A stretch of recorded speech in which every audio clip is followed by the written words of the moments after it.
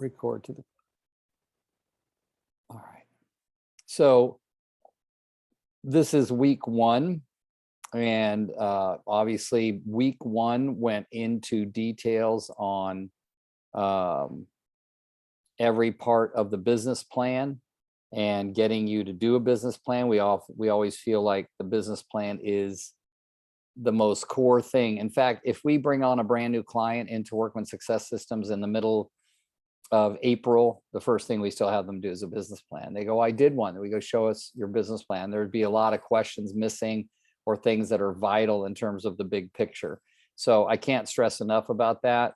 I'm also going to, I shared on my Free Friday coaching call some questions that I'm not demanding, but asking my team to consider for themselves, my real estate team, as it relates to 2022. So I will definitely get you guys a copy of that. Let's see, I think a couple of people that know, I don't know that many of you are on here, but I have the, many of you that are on this were on that one, but let me just see real quick. Yeah, here it is. And I'll stop share my screen here. Carla, this will be a repeat for you. So guys, look at these questions right here. It's basically talking about what are some of the things we want them to do. Finish your business plan workbook. Ask yourself about committed to how many transactions. If you're working on a team, like Mike, I think you're on a team, I don't know, but you would ask yourself, how many deals am I committed to bringing in myself versus what the team gives me? What are you committed to as it relates to personal and professional development? A lot of this is sort of leaned on in the business plan workbook, but these last 5 questions are something that really want you to consider. What's the single most amazing thing that happened in your life this year on your personal side of your life? And how did you feel as a result of that happening? And how did you grow as a result of it? And then the same question, what's the most amazing thing that happened in your professional life this year? I think, Ryan, for the sake of the future of your marriage, I think the answer to A should be, I got married to Carolyn. Even if it's not, that should be your answer. Okay. I was thinking the same thing. Yeah, I'll bet you were. So we'll redact that part of the recording out so that no one else hears it. But then you ask yourself, so in my professional life, what's the big 2 questions there is not that you can point out what was the best thing that ever happened to you this year as far as your personal or professional life, but really the next 2 questions, how did you feel as a result of it? And how did you grow as a result of it? Now, obviously, these are just some other questions that, notwithstanding, what's the one huge thing you want to see happen in 2022 in your personal life? And what's the one huge thing you want to see in 2022 as you're in your professional life? Again, those are called for in the business plan in a sense where they say your personal objectives and, where do you want to be in your business in 6 months? Where do you want to be in your life in 6 months? So those things are kind of all there for it. And definitely wanted you guys to have access to those, but they're just more to get you thinking about how to proceed and how to challenge yourself to be the best version of yourself in the new year. Now, as we look back at share screen and we look back at where did I do with it? Oh, right here. Obviously finding your big why is a big deal, like, and your why can be changing, guys. So it's and ladies and gentlemen, excuse me. Oh, and I'm not even supposed to use ladies and gentlemen. Yeah, all y'all works well. Is that the finding the big why is a moving target depending on what's going on in your life. And I used to hear people say, oh, well, your big why never changes. I disagree.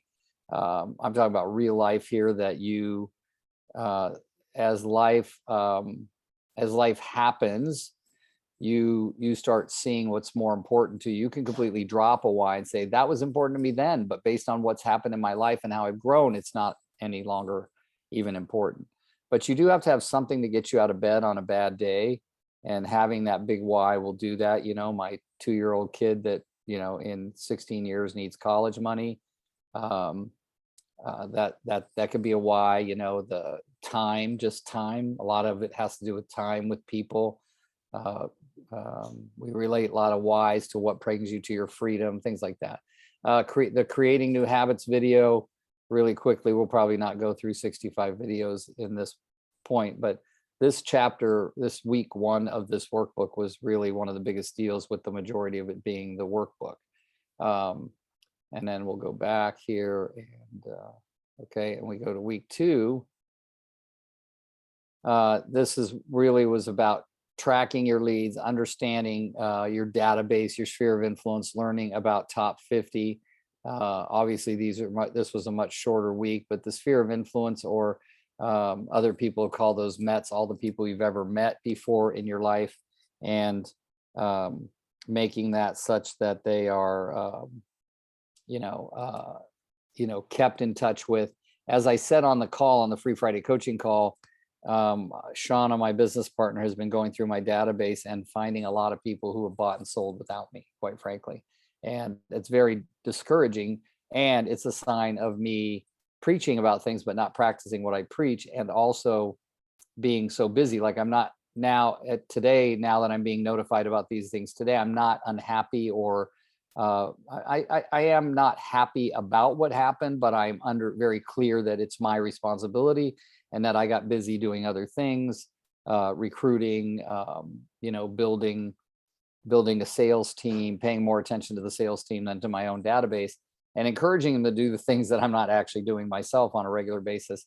But that's a big thing about this week 2, is understanding that it has to really become a part of your schedule to keep in touch with those people, because it's a horrible pain to know that she said, oh, this one couple bought from your cousin. I said, well, my cousin, that narrows it down to about 23 agents. Which one of my cousins, but those are the kinds of things. And this one, session 9, is the one that points that out. It says, prospecting, this is your job, but your biggest job is just keeping in touch and following up, and staying in touch with people. When we got to week 3, this is all about connection. Let the world know you're in real estate. I was telling the 24-year-old yesterday, scream it from the mountaintops, dude. Just let everybody know. And this is a guy whose grandparents owned and still own several McDonald's. I don't know if you guys know the reputation, but if you own a McDonald's, you're usually going to make a buttload of money. And now his uncles, his mom's brothers, are running those McDonald's along with the grandfather. And so I'm helping this 24-year-old kid. I'm like, between you and your parents, your aunts and uncles, and your grandparents, you have a network that is humongous. I said, I was one of about 6 realtors vying for the attention of your grandmother, grandfather many years ago, always trying to get their transactions, but they knew so many people that were real estate agents. I said, now the family has one real estate agent, you, right? And think what's possible with all those people needing to buy and sell. I mean, his grandfather has like 16 grandchildren and 3 great-grandchildren and 4 kids. So he's got possibilities of, there's a lot of transactions that are going to be going on out there in that world. And that doesn't even count the in-laws side, right? If the daughter, then there's the husband side and that kind of thing. So this is a really good week, this week, in the week 3, in terms of you kind of getting in reality about the people that are in your life and how to put it in a semblance where you can stay in touch with them. And remember, phone, physical address, and email address. Those are 3 different ways of contacting people: phone, physical address, and email address. And there's always a way to reach somebody, whether you have one of those or all 3 of them. If you only have their physical address, you could write them a handwritten note or drop by. And if you only have their email, you could email them, right? But so on and so forth. So, okay. And then let's see. Week 4 is generating leads from different types of things, holding yourself accountable, doing your open houses, following up, all of those things. Again, a lot of people would look at this and say, well, those are the basics. Yes, but I just proved to you I'm not doing the basics yet. I'm preaching all about doing the basics, right? So week 5, showing like a pro. These were more about, this whole week 5 was about buyers and really how to show like a pro. Now, one of the things that I loved about this chapter and some of the things we talk about is some of the biggest teams in the country. One of them is coached by Workman, and she has 27 buyer's agents in Pearland, Texas, outside of Houston. And there was a sudden realization about 5-6 years ago that, you know, they were doing business, but a lot of the buyer leads, but sometimes the buyers would end up buying from someone else and not their buyer's agents, even though they were a pretty solid lead. And she started to investigate why and found that the people were displeased with the actual showing. So they did some real deep research into it, and people not even knowing not to come in, walk someone into the kitchen and say, this is the kitchen. Duh. Is that why there's a stove and a refrigerator in here? In other words, that showing has to be, you know, when I used to take people into the kitchen, I'd say, I'd love to hear your thoughts about this room while we're in it. Open-ended, but gives them the ability to go anywhere. And one of the other things I had to learn is not to comment on what you think's an ugly color carpet. That only has to happen once before your client goes, really, I kind of love the carpet here. And you're like, ugh. But you did that, Ryan? But I have a bad habit. I've recently have been pulling myself back because I'll comment on finishes that I think are either ugly or just like really out there. And then every now and again, a client's like, oh, I really liked it. And I was like, oh, me too. It's like, I was right. kidding. It was a test to see what you really thought. I was kidding. No, I've definitely learned that lesson firsthand, looking at someone and being like, we disagree, but that's okay. Yeah. Now I know. Yeah. And it's the same with meeting with your clients. And I'm never, I mean, I was with a lady and her husband, and it was obvious that she was at least 6 months pregnant. I would have bet my life on it. Yes, indeed, she was pregnant. But even seeing that, I never say it anymore. Nice to meet you. How are things going for you at this point in your life? You know, and they always do something like this. Well, as you can see, right? And if they do that, I'm like, okay, I can mention pregnancy. But man, I just have stepped into it way too many times to let that happen. What's that? I said you got to play it safe sometimes. Yeah. The other thing, though, that about week 5 that I really like was session number 24. Even though there's people from many different states watching this in the ramp all over the United States and Canada, I got to tell you that one of the best things that ever happened to me was being told in 1994, my 14th year in the industry, that I had to teach the contract to a bunch of people, to a couple hundred people. I had to. I was with the company. I was running someone's real estate, one office of a 21 office company. And they said, yeah, Rick, we're going to have you and 3 others go around to all the offices and teach contract. And I go, why me? And they go, because you write amazing contracts. We've seen them. You're every, you know, T's are crossed, I's are dotted, boxes are checked. And I realized that I had made the understanding the contract and writing a contract a high priority when I was younger. I don't teach it anymore because there are people that are better at it than me, and I know I could. But what I'm saying is that it is such a big part of being able to converse. One of the things that we do, guys, is we give a blank contract. Well, we don't all do it, but I'd like people to do is a blank contract and a highlighter to the buyer when you first start working with them. You could put it in your, you know, original opening packet to them and say, hey, when we find your dream home, we're going to be so busy trying to get you that home for you and paying attention to how we're going to do that, we might not have time to go over the entire contract. So what I'd like you to do is take this highlighter and highlight all of the things about the contract that you don't know, so we can get those out of the way and you're ready to sign a contract as soon as we find that dream home. And that's been a very beneficial thing because they can get their concerns about what they're signing out of the way early. So okay. All right. Now let's go back in week 6. Let's see. Okay, so this one is more systems and prioritization, how to time block. I love this, the 10 commitments of prospecting and converting leads. That's a good one. Let me just see if there's a document. I think there was a document. No, there wasn't. Okay. So I didn't want to start that. Okay. So that's a really big deal, is calendaring and all of that stuff. Like right now, I have a Calendly link for people that are recruiting to EXP that want me to talk to them. and that's working out really well. But it's also been helping me to be more serious about filling in what's in my calendar that's in my head. How many of you run around with a bunch of appointments in your head, but they're not in your calendar? You just remember them. Does that ever happen?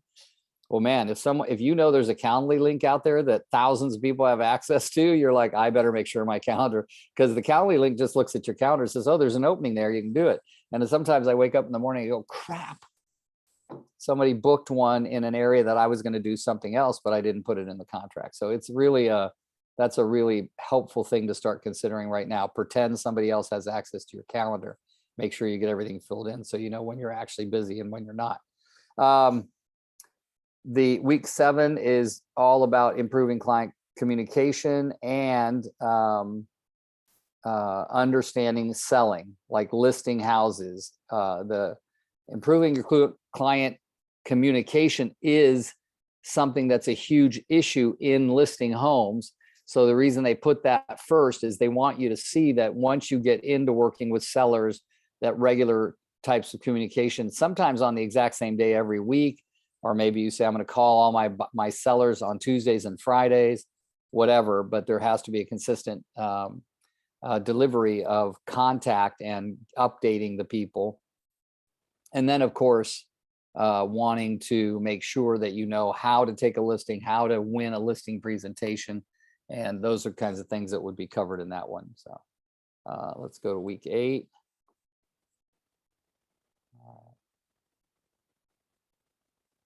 One of my least favorite parts is this whole financial side of the transaction. I understand it really well. It doesn't mean I have to like it. What are the costs? Obviously, they're in the contract, but knowing them, being able to talk before you write a contract openly and with intelligence about the actual financial end. A lot of agents, and it's fine with me, don't know how to pre-approve somebody in a few questions that you can get them pre-approved in your mind, because DTI is a number that people are like, what's the debt to income ratio, and how do I figure that out? So they used to have what they called a debt to income ratio, where the top number was your housing costs, meaning principal, interest, taxes, insurance, and homeowner dues, divided by your income. That was what they call the above line percentage, and the below line percentage was all of your housing expense plus all of the other car payments and credit card payments, divided by your monthly income. And so those numbers could have been, 38 and 52% or whatever. So it was very important that they had to be under a certain level. So the DTI right now simply means all of your debt, your recurring debt, and your house payment, property taxes, HOAs, et cetera, equal less than 50%, typically. Some as little as 43 or 46 or 49. So, by the way, you guys just stopped me. I know I'm rambling, but I wanted to kind of do a quick recap on each of the weeks.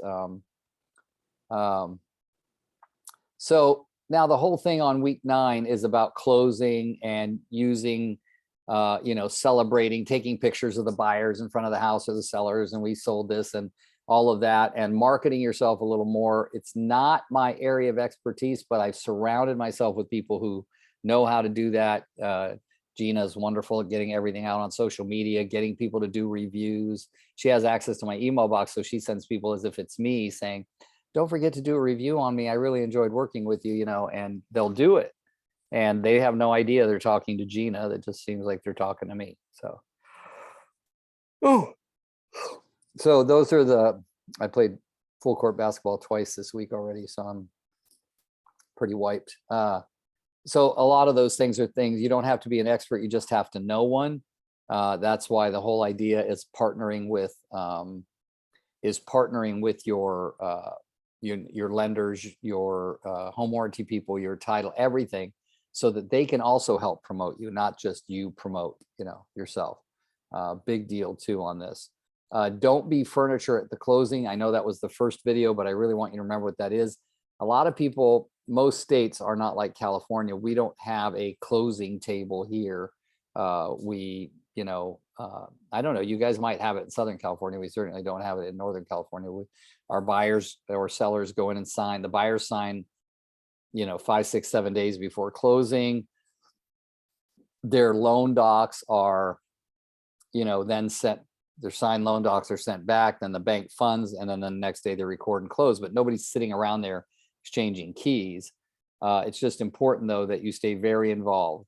The things that really piss off buyers is closing, not getting the keys right away, not knowing how to get their electricity started and their PG&E and their gas and electric or whatever. All of those things are vital things. So you have to develop systems such that you can, that the people will be notified immediately through your system on here's the number to call a week before you move in, on whatever, because now there's a lot of properties that sell with the seller staying in it for a week, 2 weeks, a month. All things to consider when you're looking at chapter 9. So comments, thoughts, ahas? Okay. And then week 10. This one's interesting to me all the time because it's do the right thing, create amazing client experiences. And you would think everybody wants to do that, but not everybody does, nor does everybody focus on. I did my job, I got them in a house, right? So, but I would say that you definitely want to look at this and probably rewatch this, as it has to do with creating amazing client experiences. When do you drop a gift? When do you, there's so much we can do that costs very little, but it's, it might be a little tedious to do, but you'd be surprised what we're able to create. I think I've shared with you guys that my closing gift to most of my clients is Fruit of the Month Club for a year. So it costs us $262, which, think about that as a percentage of what you made. And they get, like they'll get 6 apples or 6 pears or a bunch of grapes or whatever. But man, I get texted every month from people enjoying those every month. They just love it. And no matter what, they're going to get fruit at Christmas, right? Because of the month that you're always going to have a December in those 12 months. So I don't worry as much about the clients I represented that year, because they're all going to get fruit and think of me again, right? So, all right. So these are really big though, what chapter 10 is about, how to interact, how to meet their needs, cover objections, and stay in regular contact so that they always feel like they're having a wonderful experience, even when they're not in a contract with you. Okay. That's why the top 50 is so important, and you guys will get to know that more. So, all right. Okay. And then week 11, this is about your CRM. And I love this one because it has create raving fans, make sure your clients fall in love with you, but how to find new business. A lot of people depend so much on that database, and it's good that you are getting a lot of referrals if you are, and it's working for you, but you don't want to give up on other ways of finding new business, doing open houses or knocking on doors, or using the internet to generate leads, whatever it is going to be that you're going to do. Obviously, you'd want it to be something that created leads outside of what we call, there's 2 kinds of referral, we call repeat and referral business. And then even the referral side of the business, guys, I like to break it down to agent referral versus consumer referral. And if you want to take it one step further, then you'd have your entire database less your top 50. So when is a referral coming from my database versus just my top 50? So that's another thing you want to pay attention to. All right. And then the final week 12, this is all about budgeting, financial security, the bucket system of running a profitable business. That was actually, that's one of our top coaches had created that idea for himself and his wife on how will they build wealth for the future. So, and then of course, this is session 59, keeping your foot on the gas, is what I just talked a lot about on the past call, is what could we do over the next, 27 days, outside of the days we're going to have off, to actually start making a significant difference in how people will perceive us at the beginning of the year. And the one thing that's a known fact is the last real estate agent people talk to or hear from in 2021 is most likely the one that's going to get the call about buying or selling in early 2022. So please between now and the end of the year, call freaking everyone. Okay, everyone. Just tell them you're thinking about them, hope they're doing well. You don't even have to talk about real estate, but they're going to remember you. And somehow before you go, because if I have their email, their physical address, when I hang up from any call, I'm going to write them a note, and that note's going to have my business card in it. And if I don't have their physical address, but I've had a nice call and I have their email, then they're going to get an email from me. And if I don't have anything but their phone number, then even after the call, I'm going to text them a thank you for their time. And it's going to be signed Rick Jiha Realtor, so that they know Rick's the real estate agent, just in case they forgot. So, okay. So that's a quick wrap. I mean, we did that in less than 30 minutes. So it tells you that, you know, there's, just so you know what happened in each of those chapters, and that maybe, since we're not starting ramp again until January 3rd, you can come into January 3rd already ready for a repeat that will up you by another one transaction a month or more. Okay. So I'm going to stop right there for a minute, get your comments, thoughts, ahas, questions, whatever you have.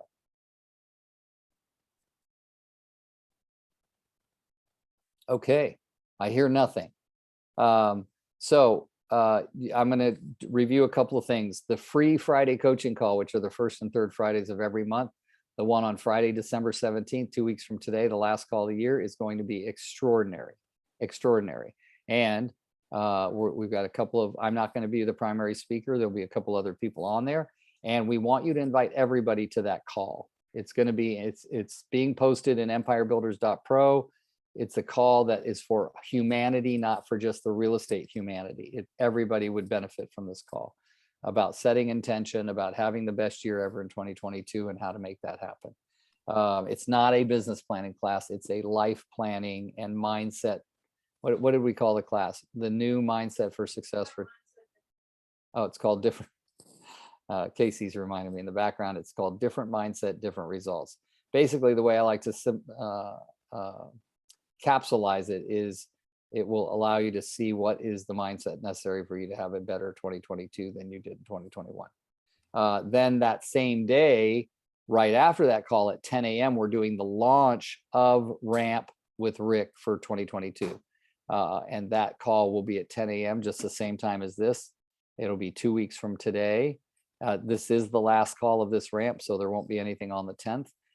It'll be 2 weeks from today, and that call will just be talking about what it's going to be like. We'll probably try to have Verl back on again, and a little bit about the other programs that are available for the 149 coaching. Have any of you looked at any of the other videos from Slam, AMP, or BAM? Yes or no? I've looked into the program, but haven't watched the videos yet. Okay. Yeah, Slam is a really, really good one. BAMP and AMP. BAM is more of a, you don't really need to do BAM because of the Ramp program is very similar, only more updated. There is going to be an updated BAM coming out soon. You have access to it with your 149. But if you look at the course Slam, right? Like Brian, you started talking about listing more houses. Slam is Seller Listing Agent Mastery. And that is a really great course to learn how to become a better listing agent. So something you might want to watch over the next few weeks while you're not doing Ramp. Okay. So a good thought for you all to mess around with that. Okay. So please, like I said, spread the word about that December 17th call at 9 a.m. California time. And then again, if people want to hear about Ramp, the launch call is on December 17th at 10 a.m. Okay. All right. Well, it was good to see you all. Sorry I didn't get to share in your breakfast, April. I just actually, right before this call, I slammed down 4 eggs and some avocado so that I could have my protein and my healthy fats.